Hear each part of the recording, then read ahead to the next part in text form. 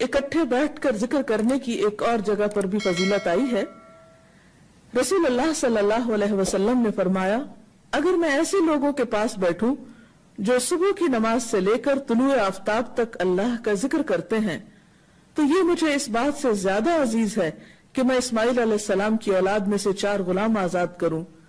اور اگر میں ان لوگوں کے پاس بیٹھوں جو عصر کی نماز سے لے کر غروب آفتاب تک اللہ کا ذکر کرتے ہیں تو یہ مجھے اس سے زیادہ عزیز ہے کہ میں 4 غلام آزاد کروں۔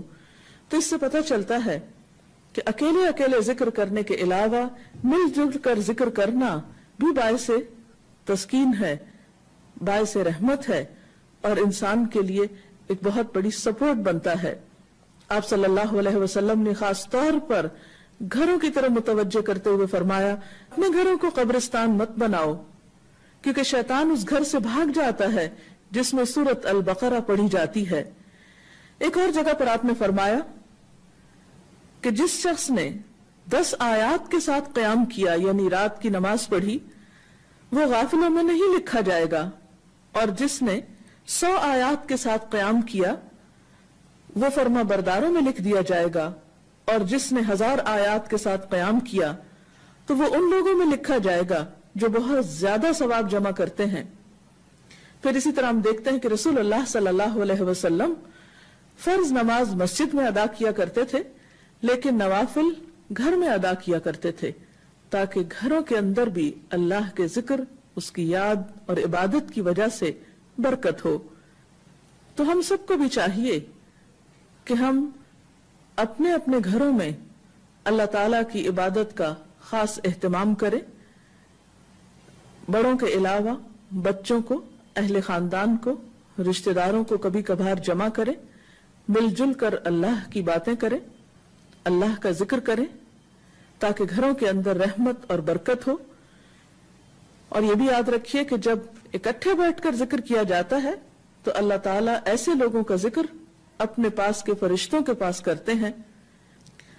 انفرادی ذکر کے علاوہ گھروں کے اندر دینی مجالس ہونی چاہیے، سب اہل خانہ خود مل جل کر بیٹھ سکتے ہیں، دیگر قریبی رشتہ داروں کو بلا سکتے ہیں، ہمسایوں کو اکٹھا کر سکتے ہیں،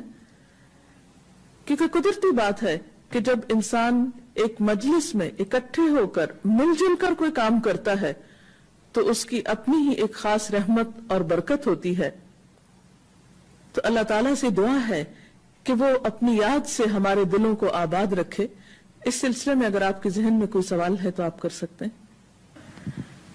جیسے کہ ابھی آپ نے فرمایا ہے کہ قرآن پاک میں ازواج مطہرات کو اس بات کا حکم دیا گیا تھا کہ وہ اپنے گھروں میں قرآن اور حکمت کی تعلیم کا بندوبست کریں، آپ کیا سمجھتی ہیں کہ ہمارے معاشرے میں ایک جو گھریلو خاتون ہے جس کے پاس اپنے گھر کے کام کاج کے بعد فارغ وقت بہت سارا بچتا ہے، اور جیسے کہ ہم سب بخوبی جانتے ہیں کہ اس فارغ وقت کو استعمال کرنے کے لیے مختلف قسم کی ایکٹیویٹیز خواتین کرتی ہیں، تو اس حدیث کے حوالے سے آپ کیا سمجھتی ہیں کہ اس فارغ وقت کا ایک بہترین استعمال کیسے ہو سکتا ہے؟ آپ نے ایک اہم پہلو کی طرف توجہ مبذول کرائی ہے۔ ہم دیکھتے ہیں کہ خواتین کا ایک بڑا وقت گھروں پر گزرتا ہے، یا گھر کی مالک جو ہے وہ خاتون ہی شمار ہوتی ہے، تو گھروں کو آباد کرنے میں اور خاص طور پر اللہ کے ذکر سے ان کو آباد کرنے میں خواتین کا ایک بہت بڑا رول ہو سکتا ہے۔ جیسے کہ ہم دیکھتے ہیں کہ اللہ تعالیٰ خاص طور پر گھروں کا ذکر کر کے ازواج مطہرات کو متوجہ فرماتے ہیں کہ وَاذْكُرْنَ مَا يُتْلَى فِي بُيُوتِكُنَّ، اس چیز کا ذکر کرو، یعنی اس کو عام کرو جو تمہارے گھروں میں پڑھی جاتی۔ اللہ کے رسول صلی اللہ علیہ وسلم کا گھر ہے اور اس میں ایک آباد گھر ہے، رات کا ایک بڑا حصہ آپ صلی اللہ علیہ وسلم عبادت میں گزارتے ہیں، قرآن پاک کی تلاوت کرتے ہیں، جبریل امین وہاں اترتے ہیں، وہی نازل ہوتی ہے، اور لوگ آپ کے پاس سیکھنے کے لیے آتے ہیں۔ لیکن اس کے باوجود، اور جیسا کہ ہم نے ابھی دیکھا کہ آپ صلی اللہ علیہ وسلم اپنے نوافل دن کو بھی اور سنتیں وغیرہ بھی بعض اوقات گھر میں ادا کیا کرتے تھے، لیکن اس کے باوجود آپ دیکھیے کہ ازواج مطہرات کو متوجہ کیا گیا کہ تم بھی اس چیز کا ذکر کرو۔ تو اس سے پتہ چلتا ہے کہ یہ ذمہ داری یعنی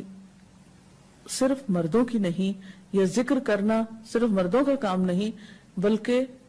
عورتوں پر بھی ایکولی اس بات کی رسپانسبلٹی اور خصوصاً گھروں کے اعتبار سے کہ وہ اپنے گھر کو صرف اچھے فرنیچر سے ہی ڈیکوریٹ نہیں کریں، وہ گھر کو صرف اچھے کھانوں سے ہی معمور نہیں کریں، بلکہ اس کے برعکس جہاں دنیاوی چیزوں کا وہ خیال رکھتی ہیں وہاں وہ اس بات کا کو بھی میک شور کریں، اس بات کی بھی یقین دہانی کرائیں کہ ان کے گھر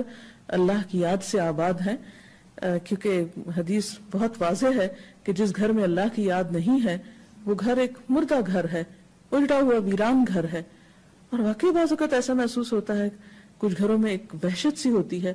ایک بے سکونی کی سی کیفیت ہوتی ہے، ایک اداسی کی سی کیفیت ہوتی ہے، اور اس کی ایک بڑی وجہ اللہ کی یاد کا نہ ہونا ہے، کیونکہ یہ ساری کائنات، اس کی ہر ایک چیز اللہ کا ذکر کرتی ہے۔ قرآن پاک میں آتا ہے وَإِن مِّن شَيْءٍ إِلَّا يُسَبِّحُ بِحَمْدِهِ وَلَٰكِن لَّا تَفْقَهُونَ تَسْبِيحَهُمْ، کوئی چیز ایسی نہیں کہ جو اللہ کی تسبیح نہ کرتی ہو مگر تم ان کی تسبیح کو نہیں سمجھتے۔ تو اگر کائنات کی ہر چیز اللہ کو یاد کر رہی ہے، اللہ کی تسبیح بیان کرتی، اور انسان اگر اللہ کو یاد نہیں کرتا تو اس انسان کے پھر دل کا عالم کیا ہوگا؟ حدیث میں آتا ہے کہ وہ دل جس میں قرآن کا کچھ حصہ نہ ہو وہ اجڑے ہوئے گھر کی طرح،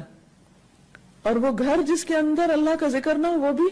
مردہ کی طرح ہے، اجڑا ہوا ہے۔